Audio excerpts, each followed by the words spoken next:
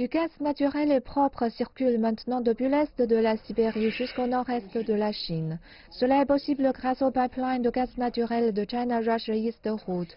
Le tronçon nord est maintenant opérationnel. Cela marque un nouveau départ dans l'approfondissement de la coopération énergétique et du partenariat stratégique entre la Chine et la Russie. Derrière moi se trouve la station Reireux, le premier endroit de la partie chinoise du gazoduc qui reçoit le gaz russe.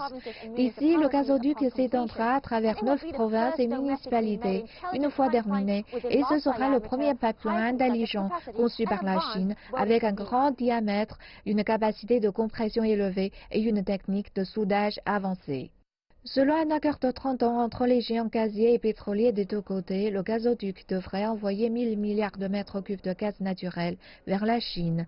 Il servira comme l'un des plus grands projets de pipeline du pays pour les importations de gaz, et ce afin d'aider à satisfaire les besoins croissants de la Chine, le plus grand importateur de gaz du monde, car le pays projette de passer du charbon à des sources de combustible plus propres pour réduire la pollution.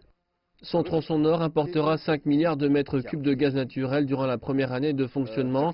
Le nord-est de la Chine et la région Beijing-Tianjin-Hebei bénéficieront du projet respectueux de l'environnement pour la saison du chauffage du nord de la Chine quand la demande en énergie propre est élevée. Le projet de classe mondiale ne garantira pas seulement les approvisionnements et la sécurité énergétique pour la Chine, il contribuera également au développement économique de l'extrême-orient russe et de la ceinture de la rouille du nord-est de la Chine, où la transformation industrielle et énergétique est une priorité. Avec les progrès de l'initiative Saturé Route, la coopération sino-russe s'élargira. En plus de l'ouverture du gazoduc, nous aurons prochainement un pont routier et un téléphérique reliant les deux côtés de la zone de libre-échange du Heilongjiang en Chine, officiellement approuvé. De tels projets et politiques prendront effet petit à petit et cela mènera à un niveau plus élevé d'ouverture.